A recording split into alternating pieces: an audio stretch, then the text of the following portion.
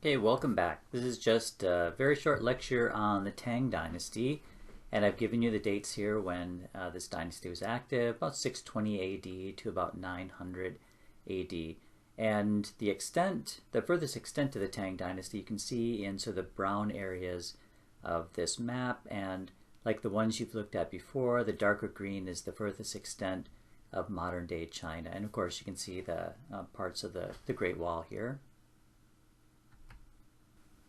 A few things to note about the Tang. So obviously you've got a fairly large civilization, and for one of the earliest periods we've got a law code. And law codes are always really important because you can tell quite a bit about a society from the law code. And I just want to give you one example from the Tang law code put together around 624 AD. This doesn't mean that the laws were created during this period. It just means that they were written down. One is about the penalties for not paying your tax. So let me just tell you, first of all, that if you are a poor person and you don't pay your tax, then the law says that you have to be caned 20 times. So caning just means you take a piece of bamboo and whack the back of the legs or the back or somewhere. Obviously it really hurts. Now the Tang Law Code also deals with government officials who don't pay their tax. And before I give you the answer, why don't you stop the video and think about what the punishment would be for a government official. So the punishment would be 40 canings.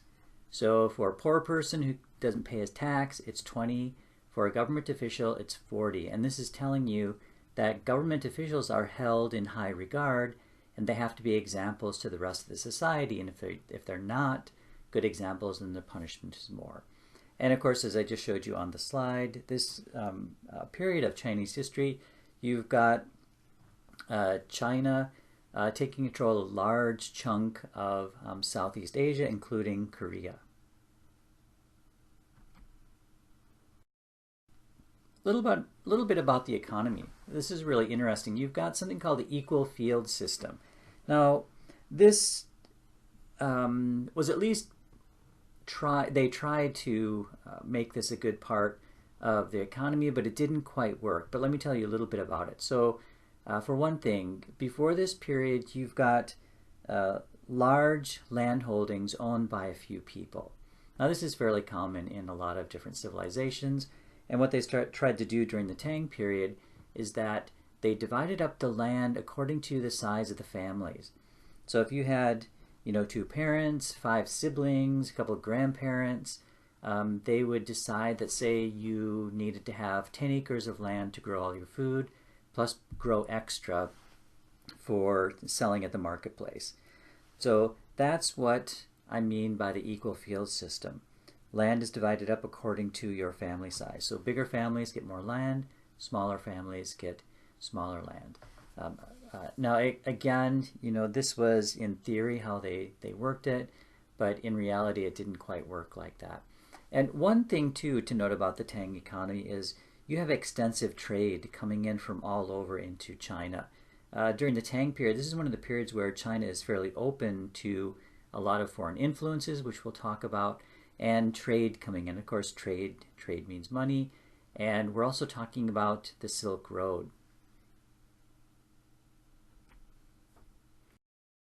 Speaking of the Silk Road, here is a map, and you have seen this before, where the Silk Road is a series of roads that run from China all the way into what is now Persian territory, and stretching into the 600s, you've got Muslim-held territory. You can also see a branch of the road reaching down into India. So again, remember, for these trade routes, we're not just talking about goods, we're talking about ideas that are transferring back and forth. Okay, a bit about the culture itself. So the Tang is considered to be a high point in Chinese history, and you have extremely large cities during this period. So larger cities than you find anywhere else in the entire world. So very, very large. Now, I just mentioned that the Tang period is a period of time when China really opens its doors to a lot of foreign people. So you've got ambassadors coming in. You've got merchants from all over people traveling into China along the Silk Road, and of course people leaving China along the Silk Road. Now what starts happening in terms of Chinese culture, because of the Silk Road and because of people coming in with all their new ideas, is you see fashion starting to change. So a lot of fashion, especially if you look at artwork, like women's hairstyles, women's clothing, definitely starts to change because of this influence from outsiders. You also have new music. Now most of this is coming from India, and you also have high level of poetry playing a big part in terms of Chinese culture. And part of what's happening here is, if you remember from the Han Dynasty, you have the civil service exams. Poetry had always been an important part of the civil service exam, and it becomes very important during this period, especially when you take the exam. It's not that you're just memorizing poetry. You have to know about the structures of poetry, and you have to be able to create your own. So that was an important part of Tang culture. Now, this isn't so important to remember, but I like sort of the history of religions. So you've got Buddhism. Now, of course, if you remember from Indian history, Buddhism is not native Chinese. It came from India along the Silk Road, probably in the 100s BC. And by the time you get the Tang, about 600 AD, it's probably the most popular religion in China. You've got other religions coming in. You've got Christians. So you've got a group of people called the Nestorians and another group of Christians called the Manichaeans. They're arriving in China and trying to convert people. You've got Muslims moving into China during this period, and you also have a Jewish population. Now, these religions, other than Buddhism, didn't play a really big part in sort of influencing Chinese culture, but they definitely were coming in through the Silk Road. One thing to really remember about the Tang Dynasty is technology. So if you know anything about European history, you know that there's a really big deal about the Gutenberg press and how that changed a lot of things in Europe in the 1400s. Now, 700 years before, you've got a printing press being developed in China. And it's a wood block printing press, meaning they take a block of wood, they carve their characters on it, and then stamp that on various things. So this, in Chinese culture, really increased literacy rates because reading material became much more common. You also find a clock mechanism. So if you've ever listened to a real watch that ticks, that's because you wind up the mechanism and it slowly winds down, and that's what was developed during this period. You also have big changes in medicine in terms of technology. So in Europe at this period, it's what some would consider to be a dark age. Now, it's not really a dark age, but for a very long time, up to the 1600s, it was illegal in Europe to do an autopsy. But they didn't have that law in Chinese culture. So the Chinese were very knowledgeable about the body. They did autopsies. And when Europeans finally made it in large numbers into China, they brought back with them a lot of the Chinese medicine, Chinese drawings of human bodies and Chinese medicine information. Another really interesting thing that really helped a lot of people is that they developed waterproofing chemicals.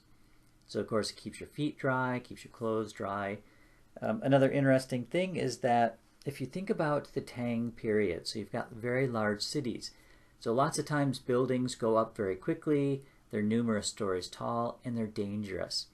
So during this period, the Tang government created standardized building codes. And it's much like what we have today. If you own a house, or if your parents own a house, you know that hardly anything can be done either inside or outside the house without getting a permit. And that's mostly done for safety reasons. And then you've got great advancements in map making. So before this time, you wouldn't find a lot of ships sailing out into the ocean because you wouldn't know where you were if you couldn't see land. But this started to change during this period. And then moving forward, I know we're covering a lot of history very quickly, but I just want to talk a little bit about the end of the Tang. So you come to a point where you've got something called the 5 Dynasties period. So you can imagine that it was almost a time of chaos, not quite, because you actually see quite a few things happening. So one is that tea became very important. You've got something called translucent porcelain was created. And if you think about what do we call porcelain today, especially if you're getting married, you want people to buy you something called china. So this is translucent porcelain. This has been very popular for an extremely long time in China in terms of a product that they would sell. You also have paper money introduced, and paper money is much like a coin. It just represents a form of wealth, except for paper money, it's easier to carry. One interesting thing too, you find monopolies on some items. And what a monopoly is, where you've got total control by a government on a specific product. And the one that is most important to remember for this period is salt. So you can get salt in two ways. You can push seawater into a pool and let it evaporate, leaving salt crystals, or you can mine old salt beds, old seabeds that had large deposits of salt. Either way, in a state monopoly, you wouldn't be able to either mine salt, and you wouldn't be able to create evaporated salt pools. So the government controlled that. They controlled the selling, they controlled the price, and so on. So that is what a state monopoly is. And this will move us right into the Song Dynasty, which we are not covering in this class.